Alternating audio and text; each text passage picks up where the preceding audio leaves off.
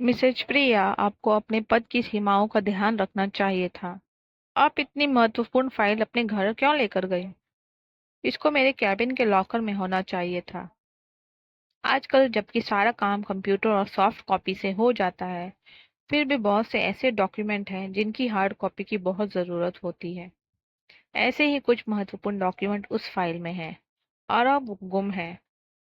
रास्ते पर गाड़ी चलाते हुए प्रिया का दिमाग जैसे फटा जा रहा है।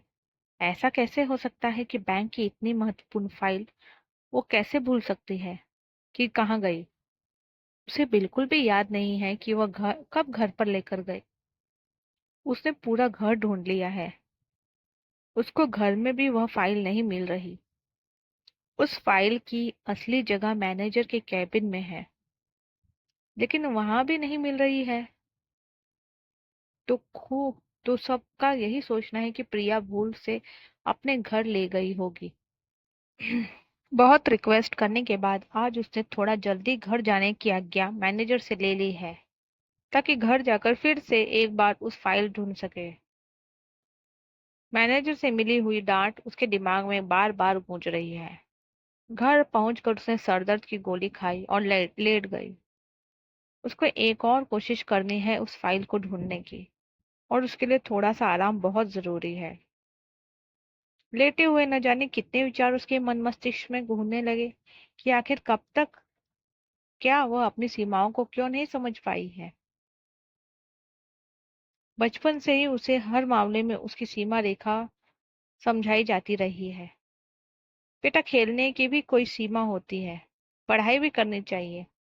स्कूल में अगर कोई साथी मजाक ज्यादा कर दे तो मजाक की भी कोई सीमा होती है। इतना मजाक नहीं करना चाहिए। जब पहली बार हॉस्टल में पढ़ने के लिए घर से दूर जाने लगी तो समझाया गया कि बेटा, घर की सीमाओं से दूर बाहर जा रही हो, हमेशा मर्यादा की सीमाओं का ध्यान रखना। जो विकास से दोस्ती हुई तो उसकी सहेलियों ने ही समझा दिया था कि लड़कों के साथ दोस्ती एक सीमा तक ही ठीक होती है। अपने उजले दामन पर कोई धब्बा न लगने देना। आज तो बॉस ने ही बोल दिया कि उसे अपने पद की सीमाओं का ध्यान रखना चाहिए था। ओ माँ, क्या करूं, बचा लो मुझे। परेशानी में उसके मुंह से जोर से निकला। माँ बिस्तर पर उसके पास आकर बैठ गई और उसे गले लगाकर बोली, देखो बेटा, तुमको बुखार भी हो गया है। किसी परेशानी में परेशान हुए बिना शांति से निपटना सीखो। ऐसा करोगी तब सब कुछ आसान हो जाएगा। एक बार उन कागजों को अपनी नियत जगह पर फिर से शांति से ढूंढो। शायद वही हो जहां उनको होना चाहिए। और हाँ, हर बात में मामा करके रोना बंद करो। तुम बड़ी हो गई हो। इतना समझाकर उसका माथा चूमकर माँ कमरे से बाहर चली गई।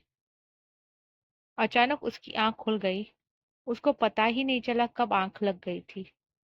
वह भौचक्की से कमरे में चारों तरफ देखने लगी कि माँ कहाँ से आ गई। उनको गए हुए तो 2 साल हो गए हैं। ये क्या सपना था? हाँ, सपना ही था। सच तो हो ही नहीं सकता, उसने हैरत में अपने आप से कहा।